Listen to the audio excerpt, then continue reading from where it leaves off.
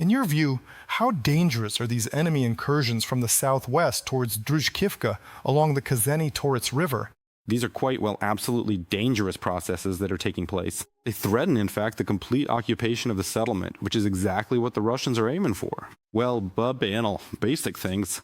The enemy is indeed trying to follow their typical tactical decisions.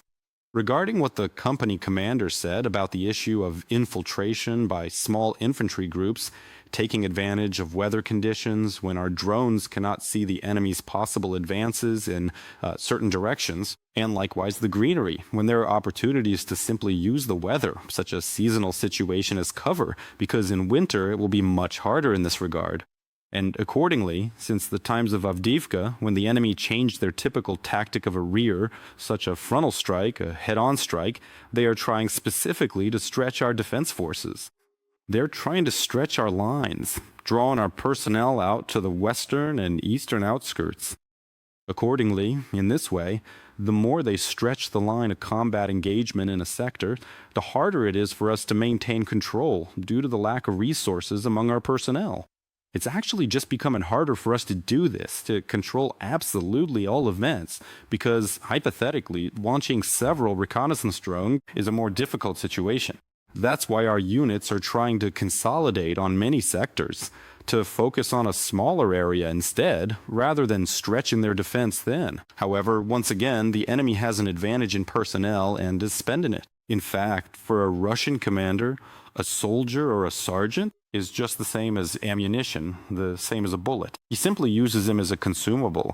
For them, it doesn't matter, because, as we've already said, there will most likely be a new mobilization, and they'll bring in new meat for these and other events. Therefore, the situation is indeed becoming threatening. Indeed, the enemy is still trying to push towards Osikove, Oleksandrivka, and Druzhkivka in order to stretch our defense in KOSTIANTYNIVKA as much as possible along the western flank, and try to close this ring around the settlement to create problems. However, once again, a gray zone does not mean that the enemy has fully surrounded us or even partially encircled us yet. Because even if we look at the map, at the red zone, which is the closest thing to reality that we can talk about, we understand that there are still opportunities to balance certain aspects. However, once again, this requires some resources. This resource needs to be freed up from other sectors, where we have a better situation in some places and a worse one in others. And there are indeed limitations on what we can deploy on this sector of the front. And again, urban combat. Urban combat is really about personnel.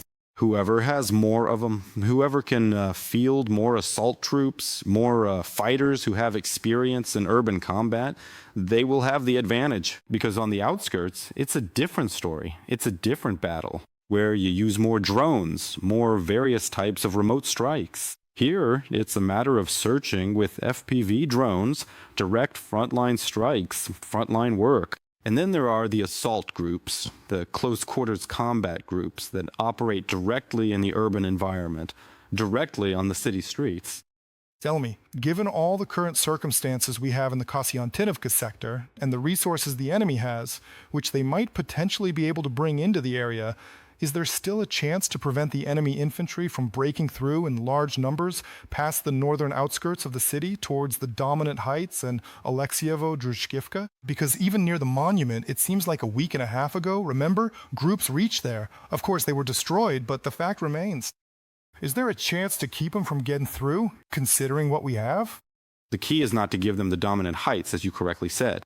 This is the key story in all of this work. Accordingly, sooner or later, we will have to make the decision to leave KOSTIANTYNIVKA.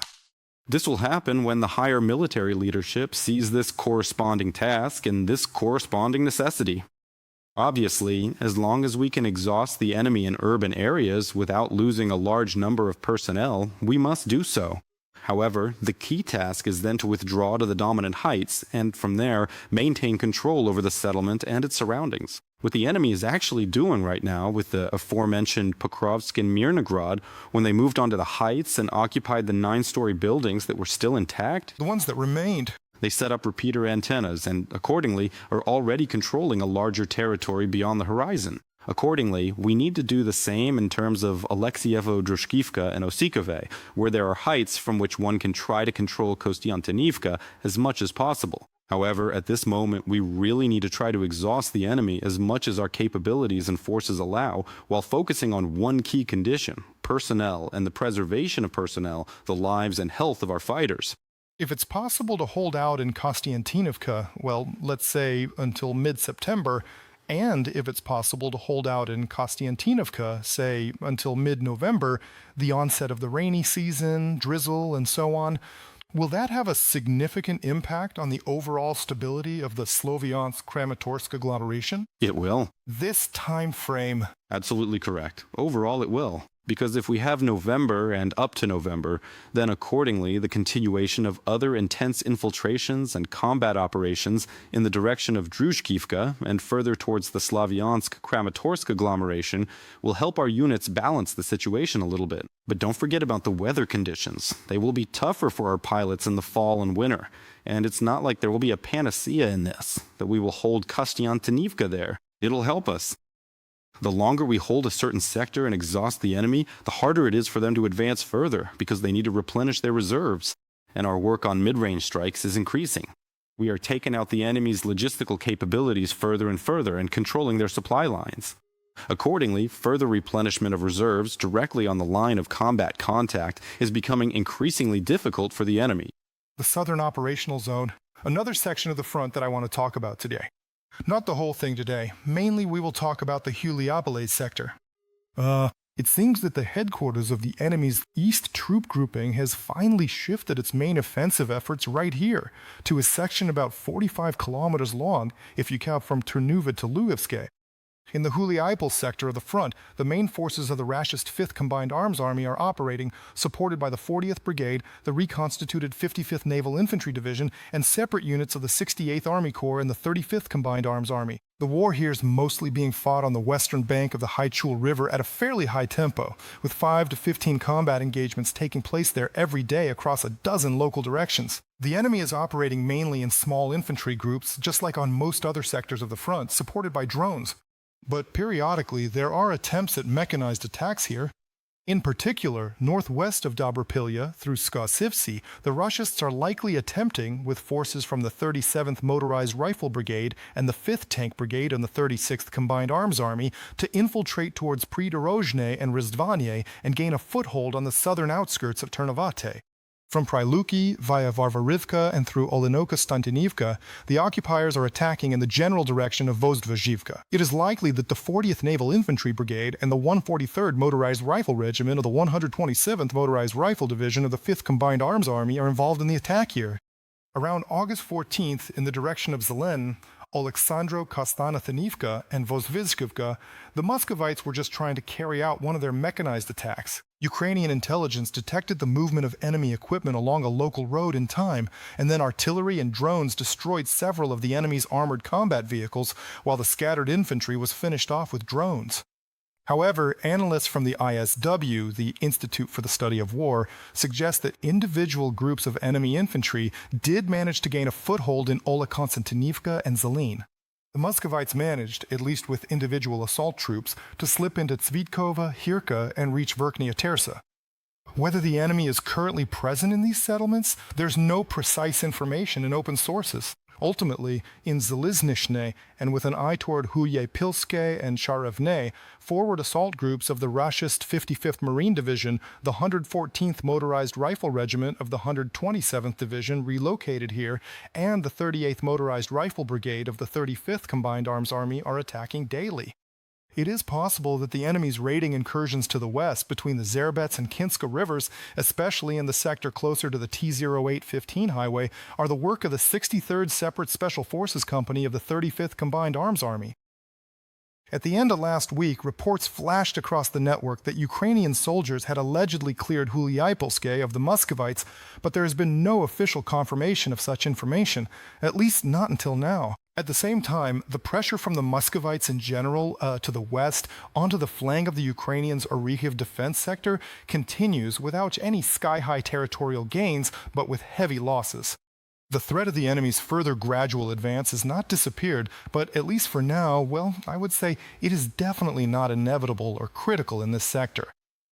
At the same time, one should not forget that the methodical movement of the Ukrainian strike group to the east, southeast, and south in the Oleksandrivka Novopavlivka sector has also not gone anywhere. In particular, along both banks of the Yanchel River, with a short-term aim at Uspennivka and Novomykolaiivka, and all the way to the bend of the Vovcha River on the border of the Dnipropetrovsk and Donetsk regions. All of this is happening north of the H-15 highway, and in general, this is no more, no less, a likely flank attack on the entire enemy east group of forces, which is in fact attacking in the Huliaipole sector. Right now, we have the opportunity to learn a few details about the operational situation in the Huliaipole sector. Chief Sergeant of the Unmanned Systems Battalion of the 5th Separate Assault Brigade, Yuri Siratyuk, is on the line with the Spetsnaz studio. Mr. Yuri, greetings. Glory to Ukraine. Glory to the heroes.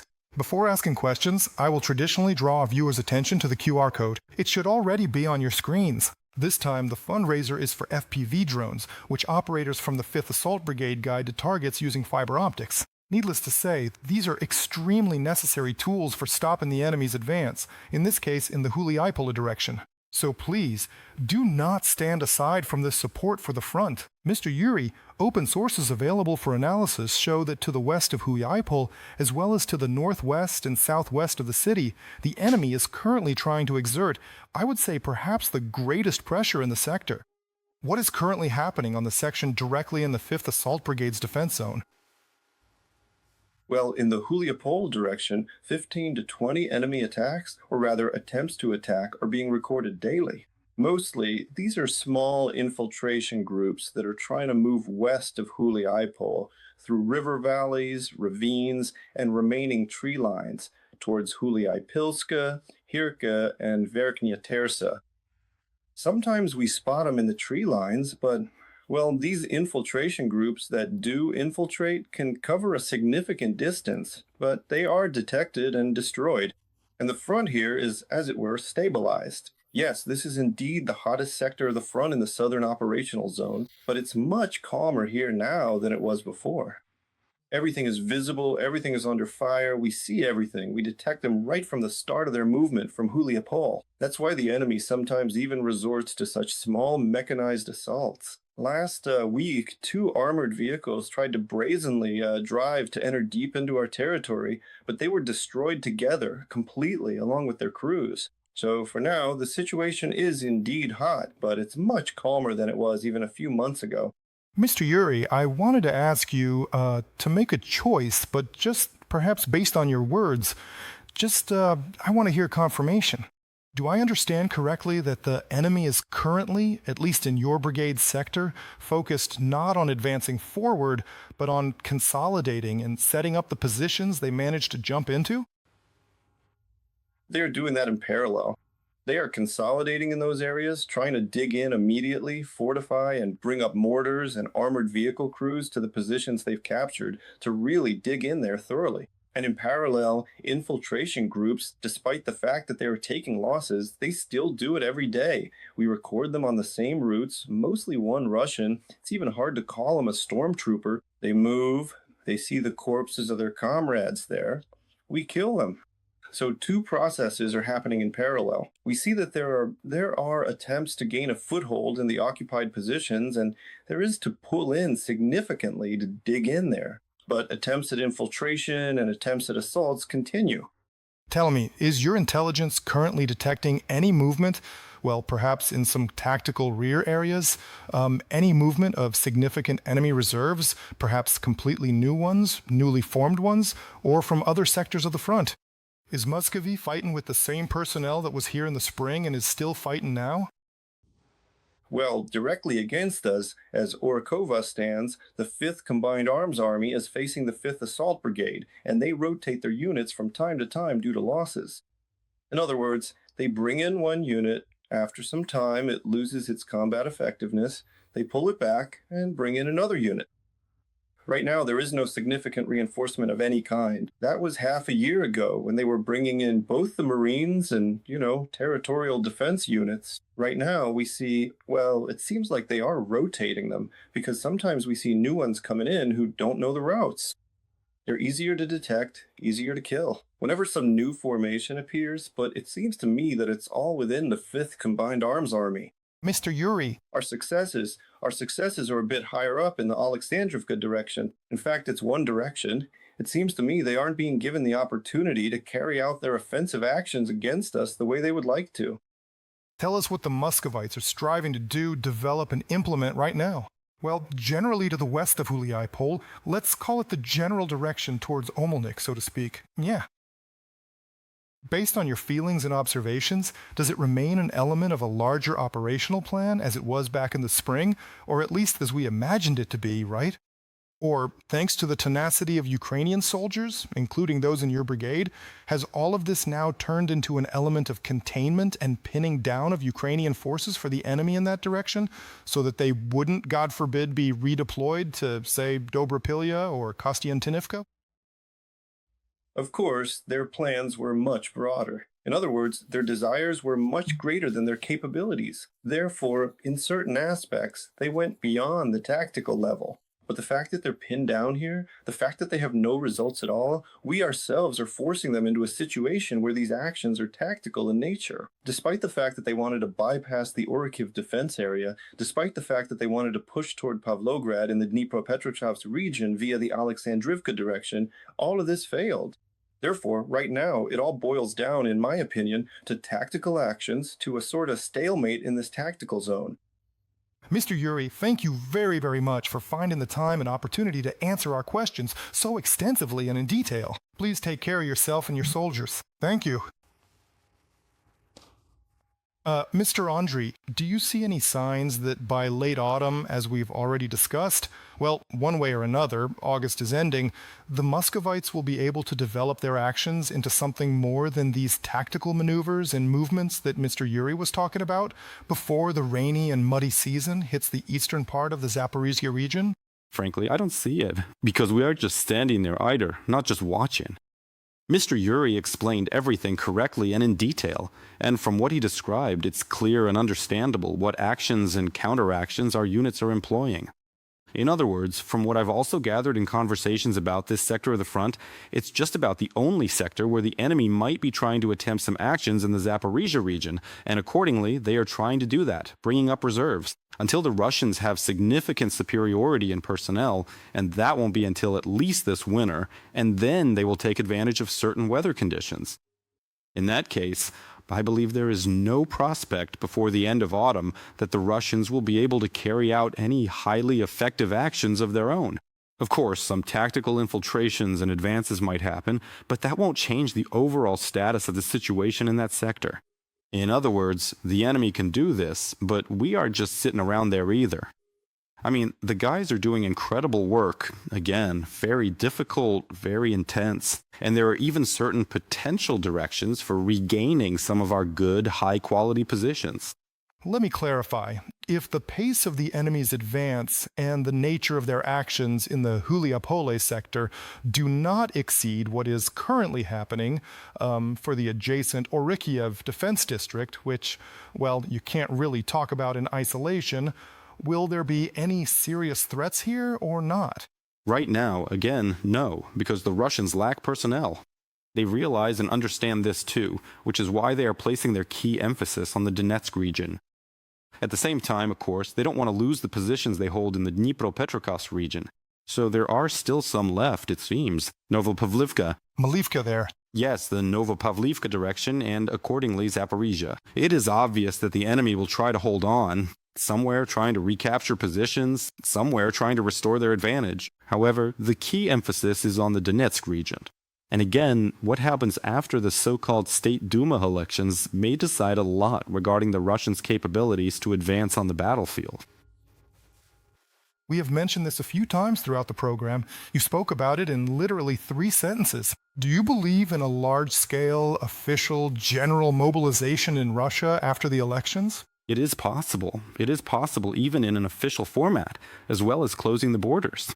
But the risks are tangible and high. Therefore, there will probably be a de facto significant intensification, with no de jure changes, but there will be an intensification of mobilization efforts. Hidden, disguised.